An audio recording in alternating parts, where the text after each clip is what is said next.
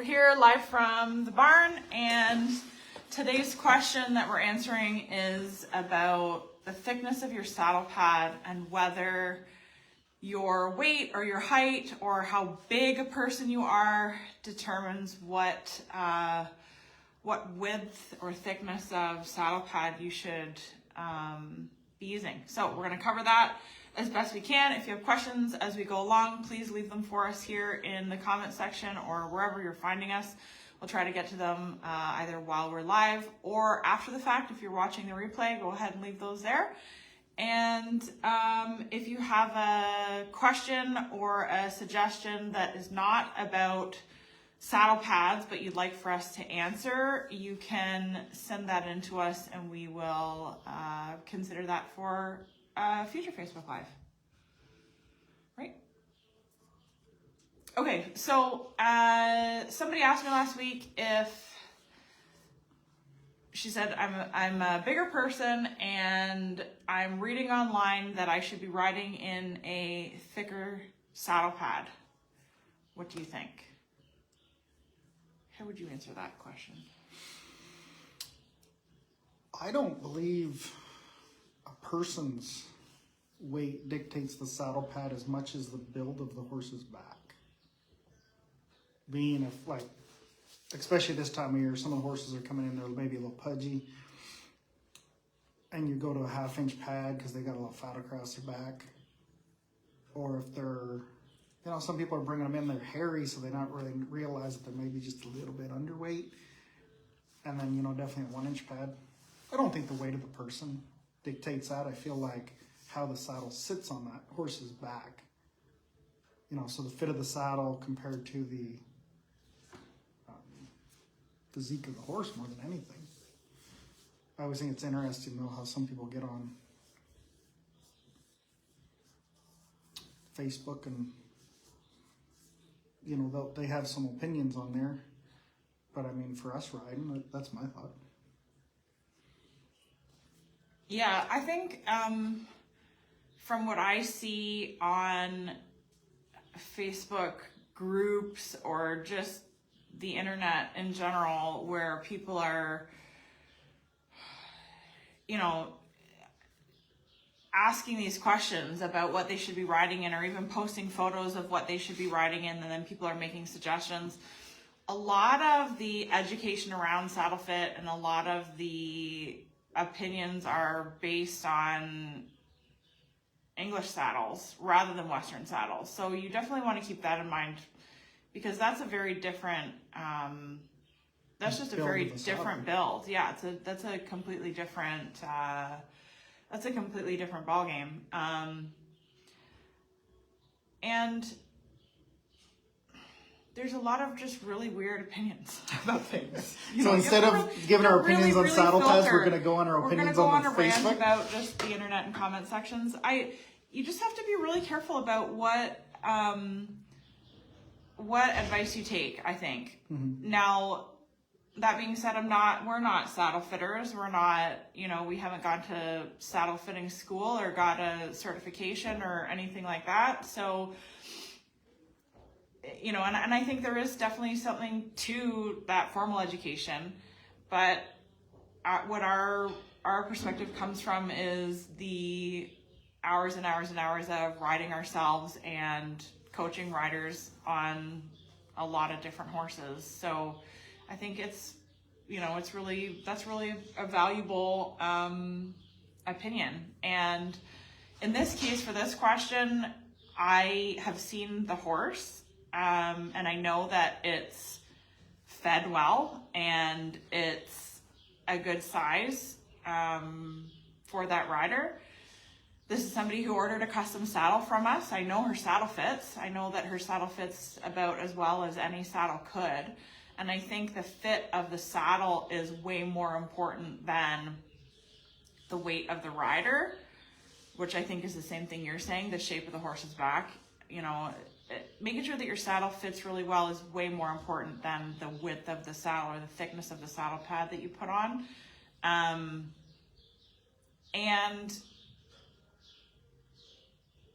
it's how you use your weight in the saddle that really affects how the horse goes. So continuously working on improving your own riding, you know, is really important to make sure that you're an easy load to carry, and to make sure that you are getting your horse to use themselves correctly. A heavier rider or a really tall rider on a small horse where they're not getting the horse to engage the hind end, it doesn't really matter what saddle pad you have on, that's not going to be good for them.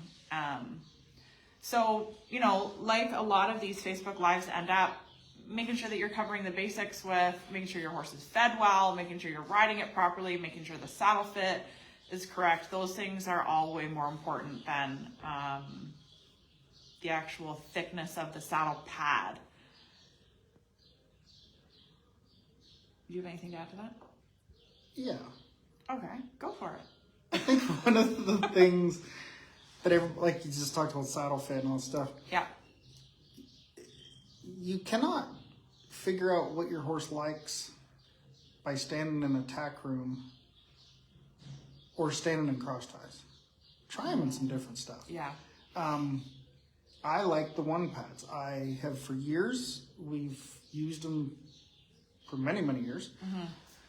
But I also have some other pads. Mm-hmm. You know, one pad makes a wool pad. One pad makes a fleece pad. I like the neoprene ones. But the biggest thing I think with it is try the different sizes. There's some horses I ride in a 1/2-inch pad at home. Some I ride in a 1-inch pad. But you cannot try that out by sitting on a pair of chairs, sitting on your couch or sitting on... like we are right now. You know, like all this... Yeah. I don't know any of the saddle fitters that... you know, I know a bunch of saddle makers. The people that go around being saddle makers, and I'm not picking on anyone doing this, but you can't stand there with your horse. People go around as a saddle fitter. Yeah, and have your horse stand still and say, this is how that horse is going to love this. I want to know that saddle pad, that saddle, everything, bridles, everything. I want to know they work when I'm loping, stopping, spinning, using my horse. And I think one of the advantages we do here, whether it be bits, saddles, whatever, is we're able, when somebody comes for lessons, to hand them something and say, try this. Mm-hmm. Let's go out in the arena, see what you think about it. I'll gladly sell it to you at the end, but let's make sure it's what works. Try it. Mm-hmm. You know, here we go. Nothing...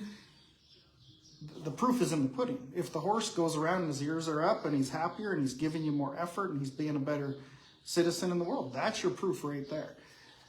Some horses like thinner saddle pads. Some riders do. You know, it's a feel. So I think that's the biggest thing, is you need to try a lot of stuff.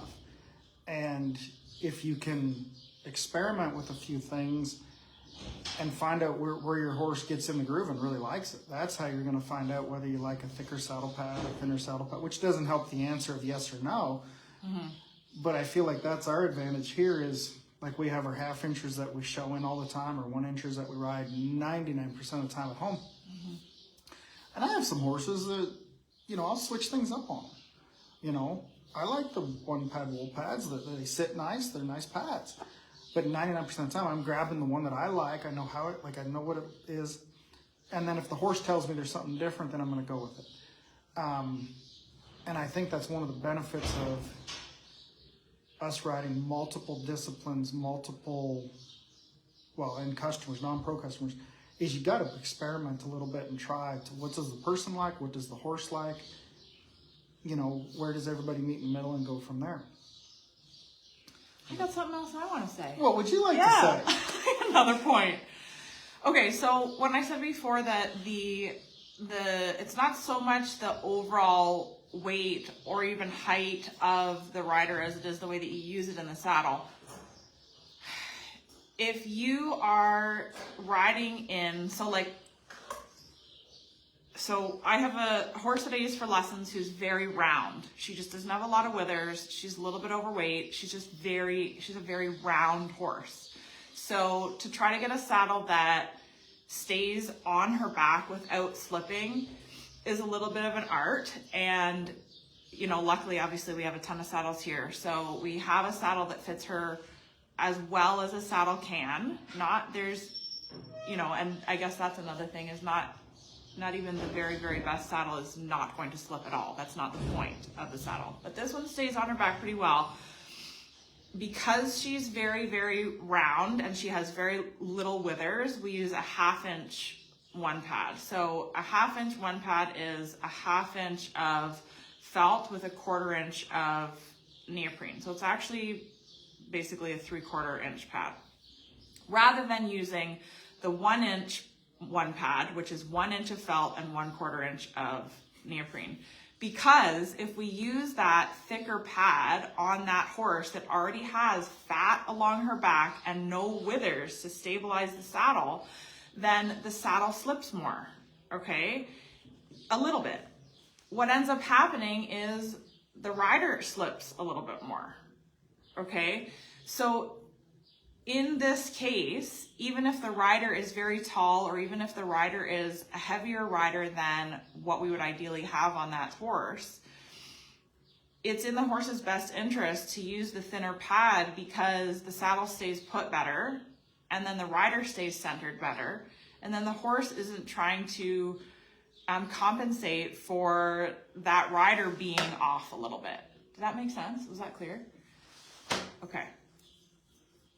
I have something else to add. Add it. Throw it in there. I never knew it was a 1 inch of felt and a little bit of neoprene. I actually thought it was one. You learn something new every day. You've dealt these pads for how many years? And you're an expert online, and now you're... I've never looked at it and measured them. I ride in them. Yeah. And not that it matters. I mean, it's whatever thickness, but I honestly just went, okay, that's the thicker one. That's the 1 inch, and that's how observant So, it is. yeah, so most of the time we will use what one pad calls a 1/2 inch pad to show in, and we use the 1 inch pad at home on that horse that's round and has very little withers. And actually on a horse that I rode this morning who is just really well muscled up across her back. You know those backs, you look at the back and like they have an indentation where the spine is, like water could kind of pool in there.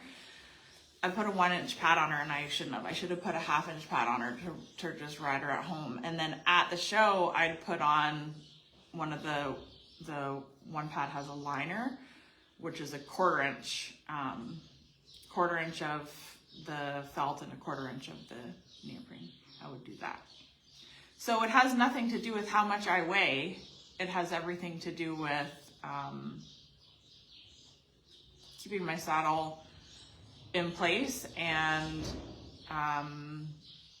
making it the most comfortable ride for the horse.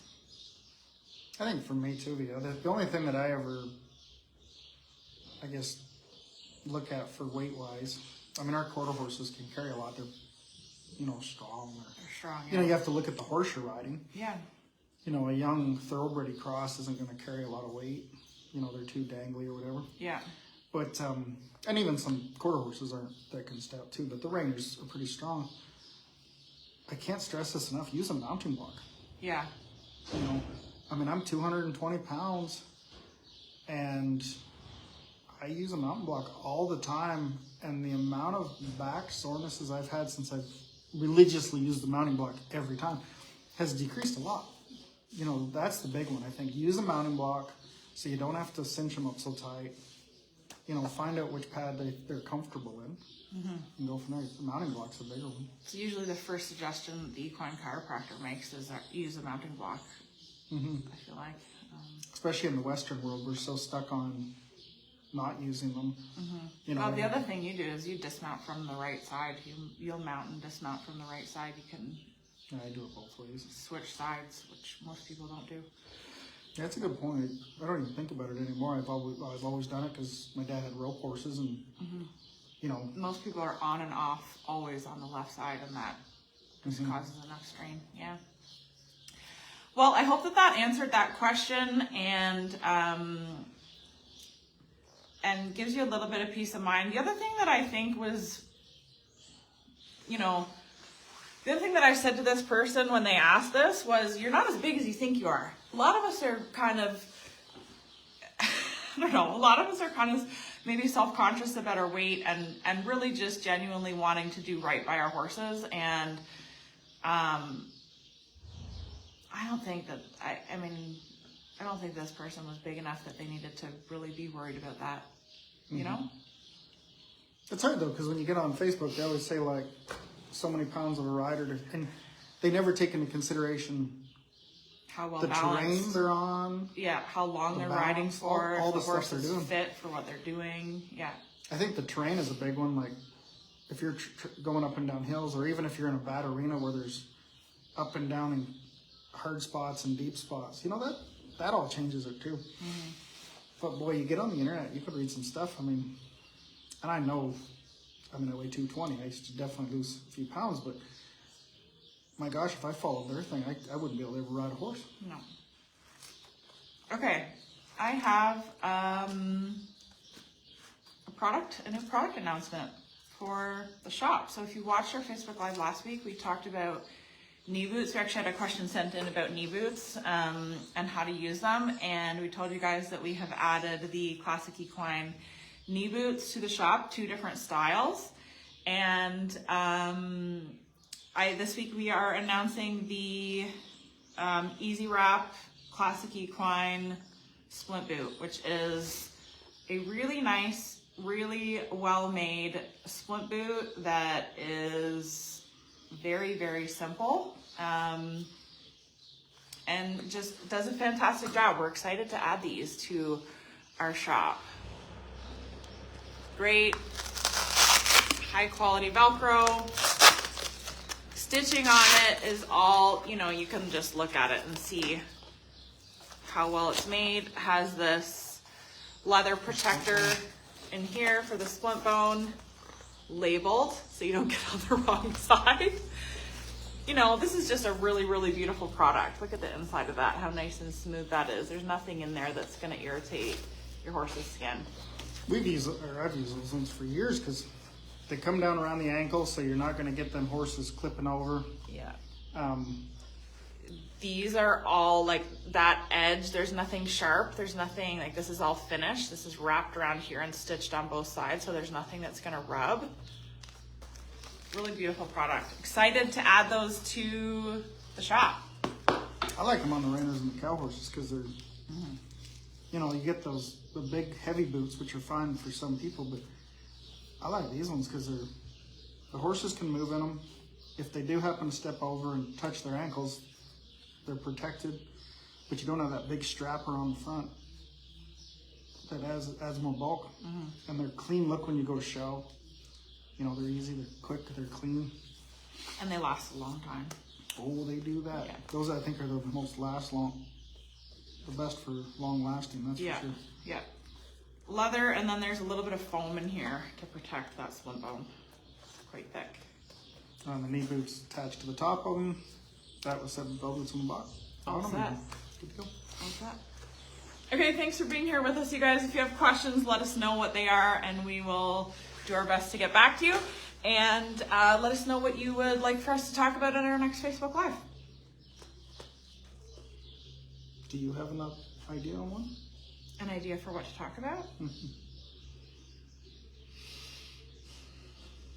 You want to go on a rant about dogs in barns and not letting your dog get after your farrier, or no, not today?